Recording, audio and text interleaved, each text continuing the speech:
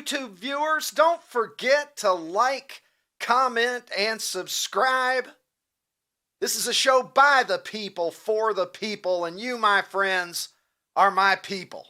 So jump in, interact, and join our rapidly growing community. That is just the way that we like it. On today's program, we've got some good stuff for you. The gloves drop immediately on Hartford Whalers Night in Carolina. And Curt Schilling, World Series MVP, three-time 20-game winner.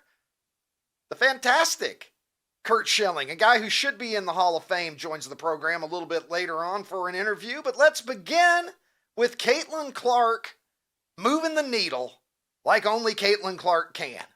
Have you heard there's going to be a preseason WNBA exhibition that is going to occur back in Iowa, where Caitlin Clark became a phenomenon before our very eyes over the past couple of years? They are playing the Brazilian national team, the Indiana Fever, making their way to Iowa to take on the Brazilians. And guess what? It's sold out in 42 minutes. Tickets going on sale, and we're going to have a packed house. And it didn't take very long for us to realize that. 15,000 plus seats sold out in 42 minutes. Such is the Caitlin Clark effect. And you know that the home faithful back in Iowa are going to be pumped up to see her back in the state where she made her name.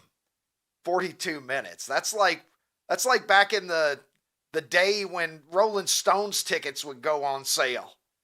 You try to go on Ticketmaster, they're gone.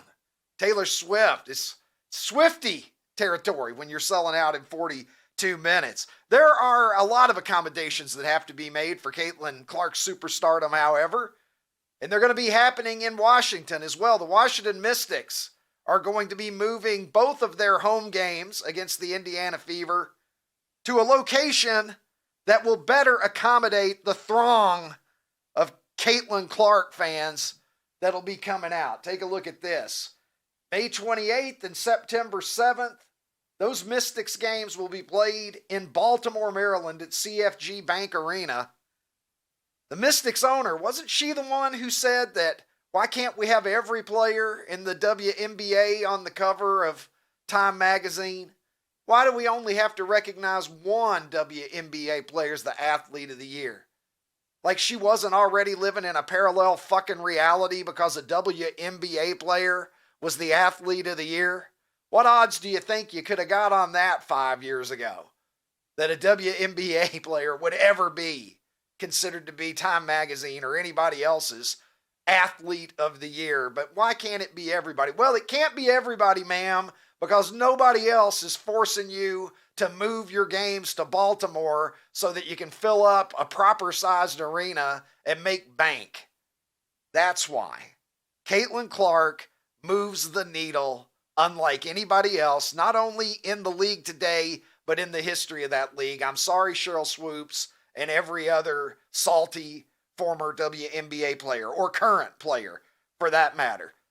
Diana Taurasi is considered to be the greatest player in the history of the WNBA, from what I gather. She's the all-time leading scorer in the league with over 10,000 regular season points, and that is the leader by some margin, as I understand it. She's a three-time WNBA champion, six-time Olympic gold medalist, the most decorated female basketball player of all time. But guess what? People don't even know her fucking name. Whoopi Goldberg. Look, maybe I shouldn't say that people don't know your name, Diana Taurasi. Whoopi Goldberg is a special kind of idiot. But nonetheless, if you were very famous, she probably would have known how to pronounce your name. Let's go to the tape. Records and delighting fans of the Phoenix Mercury, Diana Taurasi is announced. Taurasi. Taurasi. Taurasi! Thanks. Taurasi! Why don't you do it? No, I don't want to do it. Yeah. Napolitana. She's in the Neapolitan. Oh, yes. Yeah. Good to see you. Good to see you, Whoopi. Whoopi. That's the same. Diana Taurasi there taking a break from being the wet blanket on Caitlin Clark's career. I still remember those comments that you made, Diana, that it was going to be so hard for Caitlin Clark. Gino Auriemma, the same thing. It's going to be so hard for her to make the transition. I look back on it now and I'm like, how could anybody have ever paused to believe that for a second? The girl that we were watching hit logo threes that absolutely blew all of our minds. Suddenly she was going to get to the WNBA and have a world of problems adjusting to the level of talent in that league. It didn't happen. Whoopi Goldberg, though, the ladies of The View, is there a more misinformed, confused group of people anywhere in the modern media landscape? And I realize that there are a lot of contenders for that title, but how many times have we seen them stick their foots in their mouths with dumb things that they've said? Whoopi thought that Jill Biden was a great physician among her other faux pas. We could just go down the line on Sunny Hostin. They're sticking legal notes in front of her face about every third day for shit that she said on the show that has a problematic relationship with reality. Well, Joy Behar, the elderly one, she might as well join the party as well, because Joy Behar got started on Elon Musk and it escalated quickly. Let's listen. I think that's true. I don't think he ever wanted really the responsibility of the job. He's not really bright enough to handle the job. And Elon Musk kisses his butt and strokes his tiny ego, or big ego, whatever it is. And he doesn't get to do, he can take a nap while the guy was not born in this country, who was born under apartheid in South Africa, so has that mentality going on. He was pro-apartheid, as I understand it. He's a naturalized citizen right? now. He's a naturalized Now he's citizen. a naturalized citizen. Oh, really? How did he do that? Did he come over the border legally? Yeah, he went through the legal process, you fucking moron. That's how he did it. Oh, really? Oh, really? How did he do it? Yeah, he followed the process like some people do. Not everybody just comes rattling into your house unannounced without knocking. Some people have immigrated to the United States the correct and proper way, Joy. Joy also saying that Donald Trump's not smart enough to be president. Boy, that's another one that's rich for me. You don't have to like Donald Trump. If you're a lefty, if you're a centrist, if you're a Republican, you don't have to like Donald Trump. Look, I voted against the guy twice. But you're going to sit here, you're still going to say that he's dumb. This is like AOC saying that Elon Musk is the dumbest billionaire. Elon is literally a genius. Donald Trump, though, considering everything that you threw at him, everything that he has slogged through to get here and to be president again in spite of it, you think he's dumb. You think he just backed into that. Look at the state of the Democratic Party. Look at the state that you're in, and you're going to sit here and you're going to say that Donald Trump is dumb, and that Elon Musk, I guess, just as an article of faith, Joy Behar believes that Elon is an apartheid supporter, or was. And of course, she walked it back saying, Elon, don't sue me. Well, Elon probably has better things to do. Let's listen. Now I'm getting some flack because I said that Musk was pro-apartheid. I don't really know for sure if he was. He grew up at that time when apartheid was in full bloom, before the great Nelson Mandela fixed that. He was around at that time, but maybe he was, maybe he wasn't. He might have been a young guy, too. Might have been. So don't be suing me, okay, Elon? They're allowed to say any lie they want, but we have to be really strict. That's why this show's important. Yeah. Yeah. It is. Yeah. You guys are so good at your job that you have to be reading things like that, saying things like that to try to clean up for your sloppy mess all too often. They need to just cancel that show. Look, I support their right to say whatever they believe, but there's got to be a better version of it out there. I'm saying this, like, I'm going to try to help you, if Democrats, I'm going to try to help you if you're on the left. Get some people that are intelligent and present a little bit better to speak your side, because these ladies are an embarrassment, an absolute embarrassment. And as I said, Elon, he's not gonna fool with Joy Behar. He's got shit to to tweet. I still call them tweets. Fort Knox, what do you think? Take a look at this. Are we going to go to Fort Knox? Elon posting everyone at Fort Knox now. Get out the Johnny Bench Krylon can. Shake it up. I always used to love the sound that those cans would make as you shook them. You better head down to Home Depot or Lowe's, buy some bricks and some Krylon and start spraying, because we're going to be checking whether or not we actually have any gold there. I used to pass Fort Knox growing up in Kentucky, driving to E-Town from my home where I grew up. You'd go past it and I would look over there and I would think, oh my God, that's where all the gold is. I guess we, should take a look and make sure that it's there, especially since it was the subject of a fucking James Bond movie 60 years ago. Make sure that our shit's still there. I don't know. Is that crazy? The more that I look at mainstream media, though, like The View, yeah, I've always known that they were out there, but the more that I've hosted this show, and that sort of kept my finger on the pulse of the mainstream media a little bit better than it used to be, because I got to keep track of this shit so that I can tell you about it. It took me a while to realize what windbags these people are, but, It took me even longer to realize what a beautiful woman Mrs. C was. Can I get an amen? Can I get a witness from the congregation? You may have gone through puberty, but you haven't reached true manhood until the day you're watching Happy Days and you suddenly realize that Mrs. C was a real hottie and that she had needs that Tom Bosley couldn't begin to fulfill. You think Howard Cunningham was ready for that much woman?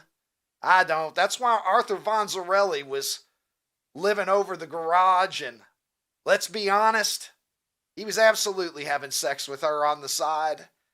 Don't tell me that he was that interested in Richie and Potsy and Ralph Mouth. We know what he was around for. Let me bring in now the man who, I don't know, he's probably noticed Mrs. C's attractiveness. Let me go now to the international streaming star. He is, of course, still in Chicago, I believe. Get the fuck out of my town, will you? There's not room enough in this city for the both of us. He is Ronnie T-shirts, of course. And my last day. Last day in Chicago. Ronnie, tell me, what do you think here? Whoopi Goldberg, the WNBA. I would think The View, they're great champions of all things women. And Whoopi Goldberg has no idea how to pronounce the name of the WOT, the woman of all time in the WNBA. Absolutely clueless. I did not realize that I liked Diana Taurasi until about 7 minutes ago. I don't know if you caught this. So Whoopi mispronounced Diana's last name, and then she throws it over to her. Did you hear what Diana said? She said, "Thanks, Whippy." I did. I mean, Whoopi. Yes. So, I'm a Diana Taurasi fan now. For Whoopi. Yeah, that was clever. Well, there you go. It was pretty good. Yeah. It was pretty good. Joy Behar, it was news to Elon probably that he was pro-apartheid. He didn't realize that. How do they get away with this? I was thinking about this when I was looking at the show rundown this morning. Could you imagine if we did a show where we just threw out just preposterous statements the entire show? Like, based on absolutely nothing. Like, it would just be an amazing, like, exercise to do that. I mean, she said even her apology or her retraction was awful. Well, he was a young man then, so maybe he did, maybe he didn't. I don't know. Like, what the hell, man? Like, how do they get away with this? Yeah, it was a weak walk back. Look, I mean, maybe it is going to take a lawsuit to clean that up, because when nothing happens, you can go out there. What's the repercussion? They really haven't faced one to this point that I'm aware of. Ronnie, did you see last night Steph Curry? Steph Curry went on a heater last night, scored 56 points, 12 3-pointers. Hey, continue to marvel at this kid from Davidson. Listen, I know we're an anti-3 program, but dude, I watched a compilation of his threes last night, wicked. Dude is wicked. If everybody could do it like Steph Curry, I might feel differently about it. Take a look at some of these numbers, Ron. Players with 12-plus three-point field goals converted in a single game. You can see Steph joins Klay Thompson at 3 apiece. They're the only guys in league history who've done it more than once. Shout out to Donyell Marshall there, by the way. Yeah, nice. Who must have done it a long time ago, because I haven't thought about Donyell, UConn Husky, in a great while. And then take a look at this. This is even more interesting to me. Most 50-plus point games after turning 30 in league history. Steph extends his lead over Wilt Chamberlain to 9-7. Dame Lillard, Michael Jordan each have 6, and James Harden has 5. I'm surprised that Chamberlain only had 7 after age 50. We're talking about a guy who averaged 50 points over an entire season at one time. Take a look at this while we're just dumping crazy Steph Curry statistics on you. Most games with 9 or more three-pointers in NBA history, Steph Curry has over 3 times as many as anyone else. 45th time he's done it. Dame Lillard has 14, and Klay Thompson has 12. Ricky, Steph Curry is unquestionably the greatest shooter. And I know that people are I know Larry, but look, I love Larry Bird too. And if Larry Bird had grown up shooting threes, if he had lived in that era, maybe Larry Bird would have been as good or better. But the fact is, nobody in the history of mankind has ever shot a basketball with more accuracy from long distance than Steph Curry. He is the greatest shooter who's ever picked up a basketball. Ricky, you know what's so impressive about what happened last night is, I think part of the reason that we don't like the NBA is it feels like what they do is they kick the ball around and they just swing it to a wide open player who spots up and then he shoots the three. And that's honestly kind of boring. But what Steph was doing last night, he was creating his own space. So he had the ball in his hand and he would have to dribble inside the three-point line, pull it back, and then shoot the three or do a jab step. And it was crazy. Yeah. There are a lot of guys who can catch and shoot in the league, but to create it like he does. Let's go back to that graphic that we had just a moment ago. Most three-pointers in league history. You can see here he's way ahead. He's got over 850 more than James Harden, who is second. Ray Allen third. Lillard fourth. Obviously, this list is full of a lot of modern players because back in the day, they just weren't taking three-pointers at anywhere near this same clip. But LeBron, surprisingly. Yeah, I was going to say that's surprising. Is actually 7th on that list. I have never considered LeBron to be a great three-point shooter. Obviously, a lot of that is volume, but he's actually a pretty good long-distance shooter and has improved. He's gotten better over the course of his career. Yeah, but Steph is approaching 4,000 threes made, and even with the game that is played today, that's going to be a hard record for anybody to get to. I think that record is going to be safe for a very long time because that is a lot of threes. 42.3% career three-point shooter, Ron. And I think crazy. What makes that so impressive is that, as you noted, he is bouncing around, feigning, juking guys, his own space. And all of that. It's a he takes a lot of high difficulty threes, off balance, fadeaways, whatever. Yep. And to hit 42% of those when he is doing it he's attempting shots that most other guys in the league would never even consider taking.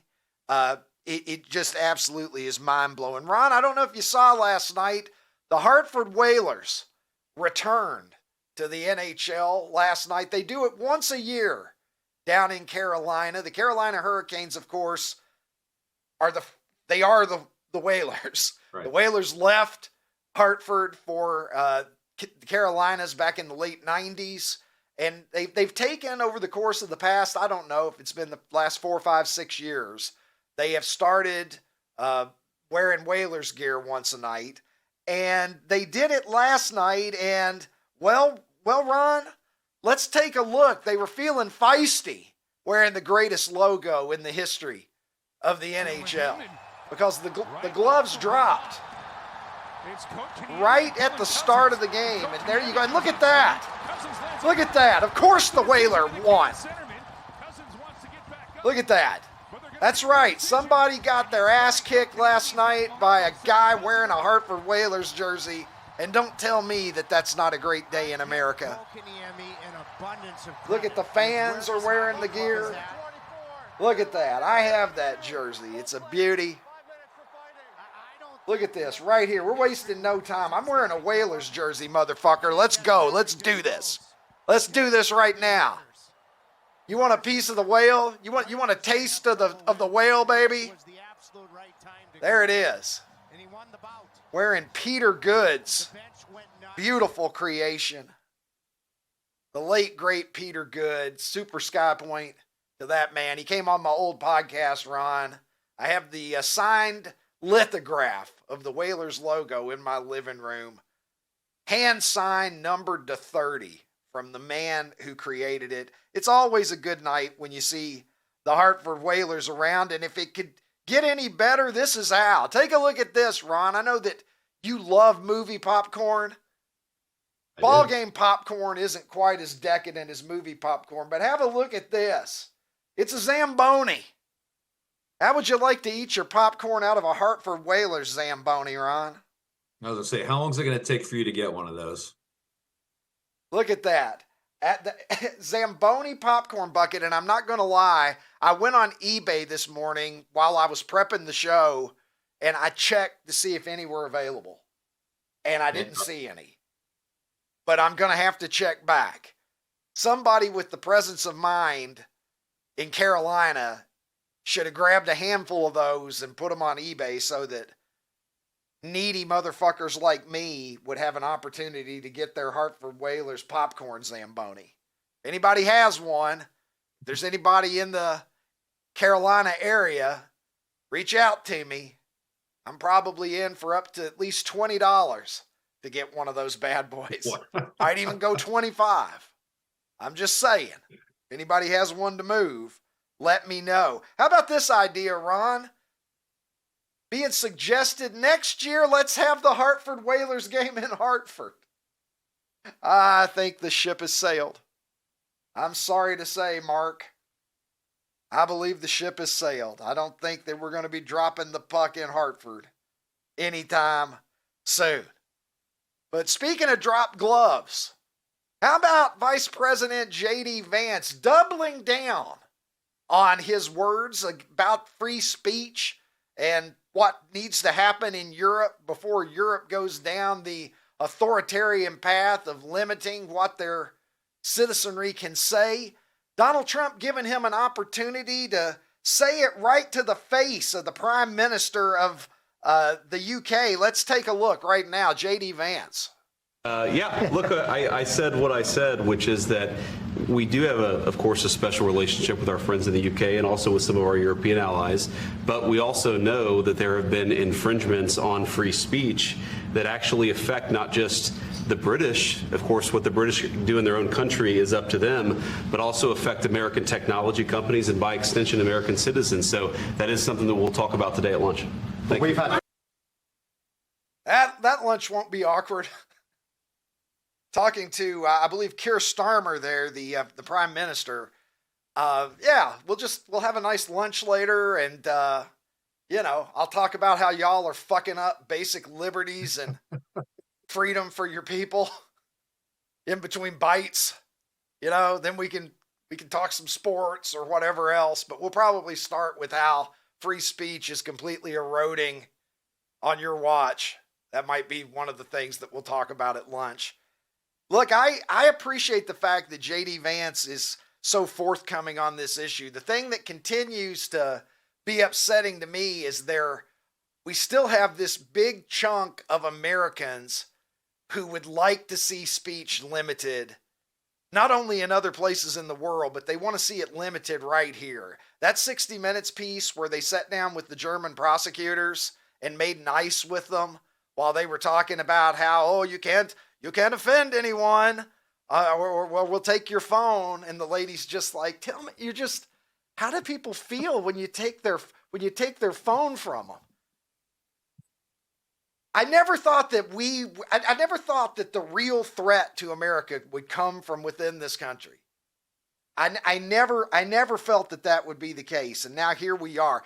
Ron, we had, I guess we're going to call it, because it was coming from people on the left side of the political spectrum, we're going to call this a peaceful demonstration in the mainstream media. Ron, now I'm going to show you some footage here. This happened in Iowa. You can take a look. Oh, is that from during COVID? People storming the state capitol as they were going to vote on a bill that would remove gender identity protections from the Civil Rights Code of the state. So there they are. This isn't an insurrection at all, Ron. This would only be an insurrection if they were Republicans. Just in case you're confused. Because I see a lot of masks. Are you sure this was yesterday? Yeah, this actually was this week. And Ron, I noticed the same thing as I was looking through the crowd. I lost count in a photograph of how many people were wearing COVID masks. Take a look at this. You got about roughly half of the people that are in that photo, if you did a head count, are wearing COVID masks. I got something that I'm going to say, and I always try to be nice because I always think, okay, maybe somebody's undergoing chemotherapy. Maybe they've got a vulnerable 97-year-old great-grandparent living at home and they're just trying to be a good teammate to them. I understand that there are circumstances under which masking might be something that gives people an extra level of comfort or feel that they're taking care for their loved ones or for themselves. So I don't want to say that it's just 100% a foregone conclusion that you're a moron if you're wearing a mask. But with that disclaimer made, Ron, I've got a public service announcement to everybody in that building that was wearing a COVID mask. It's not called COVID-25. It's called COVID-19. The 19 is the year. Yes, it stretched over into 20 and 21. If you're still wearing a COVID mask in 2025, you may be drinking the Kool-Aid. Very pleased to welcome my next guest to the program today. He is a former World Series MVP, a 3-time 20-game winner, 300 strikeout seasons. We're going to be here a long time if I detail all of his impressive accomplishments. So let me waste no time in welcoming Curt Schilling to the program. Curt, how are you? What's up, big man? How you doing? Hey, doing great, man. Thank you so much for joining us. Man, I've got some stuff I want to ask you. You are the man for me to talk to here because, okay. Curt, I don't understand starting pitching in 2025. I'm 53 years old, and I have lost the plot on what is happening. I want to start here by well, go ahead, Curt. Give me this, and then we'll just take it any direction you want. Well, no, I was going to say, I don't think it's the pitchers themselves. I think it's the game. When you give $9 million to a Paul Skeens, the one thing I think teams are going to guarantee themselves is a chance to pitch in the big leagues. So you're seeing guys get ratcheted up quicker and doing a lot less in the minor leagues, learning a lot less in the minor leagues. And pitch counts are now they're part of life, unfortunately. And, I was always taught when I was coming up, back in my day, when we walked uphill to school both ways, innings were the statistic for a starting pitcher, and not so much anymore. I'm with you though, because next time I see a guy tip his cap coming out in the fifth or sixth inning, I'm gonna have acid reflux, because it just seems to me like that's not something to tip your hat for. But it's the game. The game has changed dramatically, and the criteria for being a quality pitcher has changed as well. Curt, it seems to me that you are out of the Hall of Fame specifically for being vocal and unashamed in your convictions and your opinions about social and cultural matters.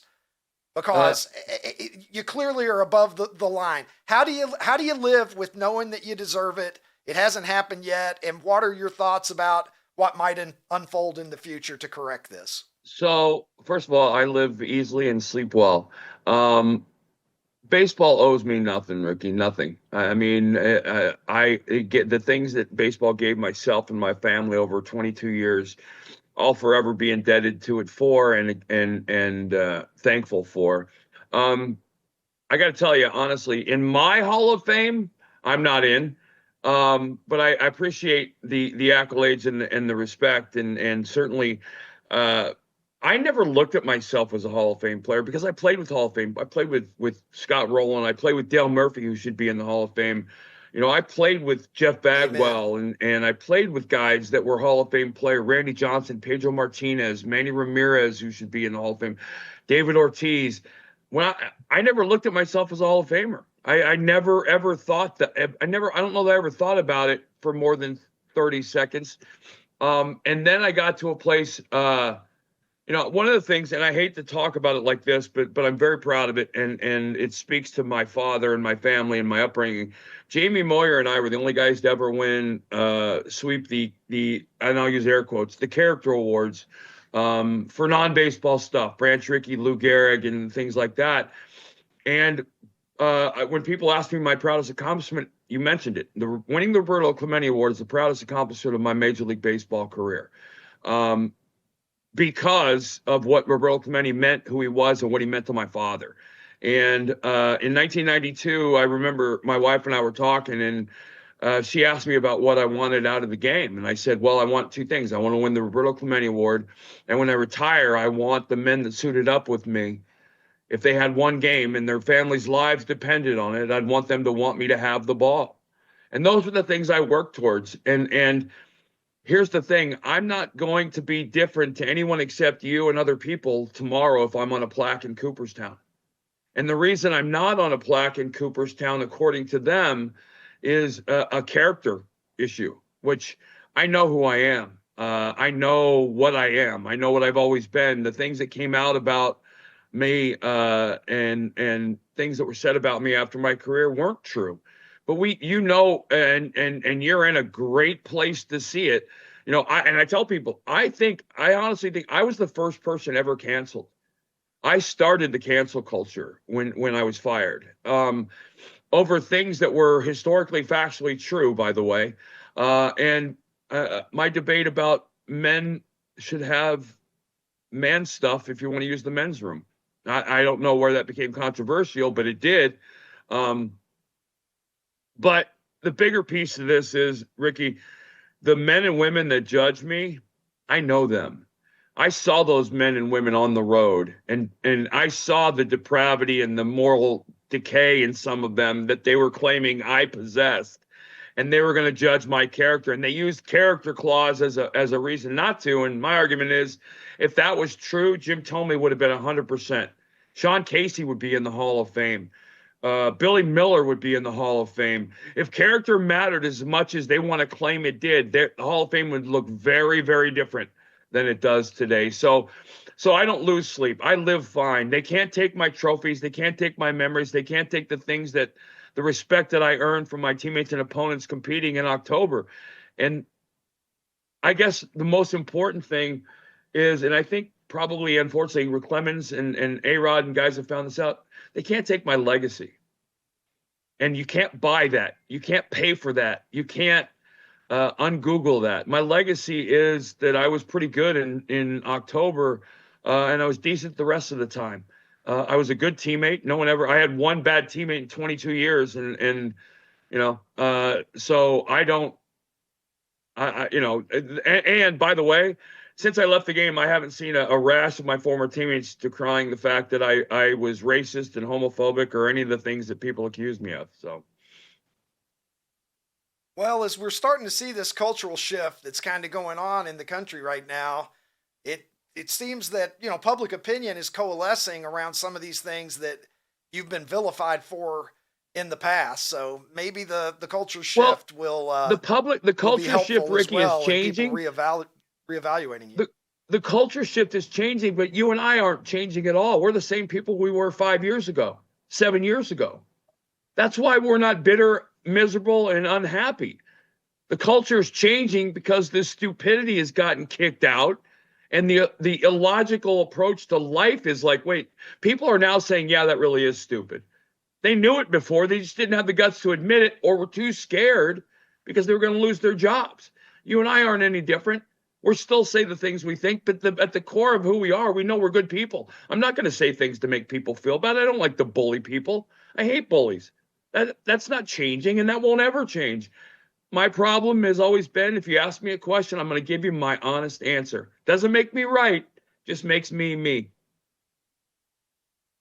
Curt, before you leave, I want to ask you real quickly about Shohei Ohtani. Obviously, he had the 50-50 season last year.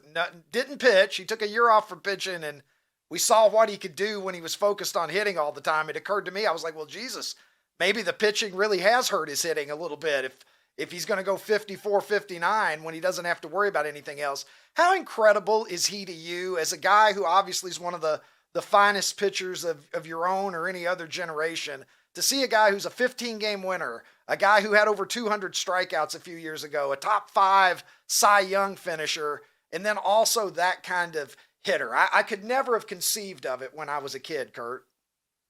Well, this is the modern day Babe Ruth. These are the stories we were told by our grandfathers and whatever about Babe Ruth. No one alive has ever seen it. Excuse me. I said a couple years ago that I thought Mike Trout would be the greatest player anyone alive has ever seen, and I have to check that, because what he's done, I don't know. I don't know how he does it. And I think a lot of guys that have not played baseball. And you use the term really well, I think. He went 54-59 without having to worry about pitching. I don't know that that's a bad thing. I think being occupied on the baseball field is a good thing mentally. I don't know how he does it. I love playing in the National League, but I think I hit like 147. So that wasn't something I was, just because I like doing it doesn't mean I was good at it. But here's my, and I'm using air quotes, here's my problem. All right. When he pitches, he's the best pitcher on the team. And when he bats, he's the best hitter on the team. On a team full of MVP, all pro, all Hall of Fame caliber level, like, that's just not fair. Oh, and by the way, his wife's beautiful. I mean, come on. That's my argument for Paul Skeens. Like, I was always pissed at Justin Verlander because not only was he good, but he was married to Kate Upton. Like, enough already. And then, Skeens comes along and now you got, I mean, it just seems unfair. But it's amazing. Again, I don't think we'll ever see, I think he's the greatest athlete to ever play the game. Remember, Babe Ruth didn't do the pitching and hitting thing simultaneously. He did a little pitching with the hitting. He never stepped on a field full time as a designated hitter starting pitcher. But it's special and it's worth watching. It's just an amazing thing. I'm excited. He's the number one.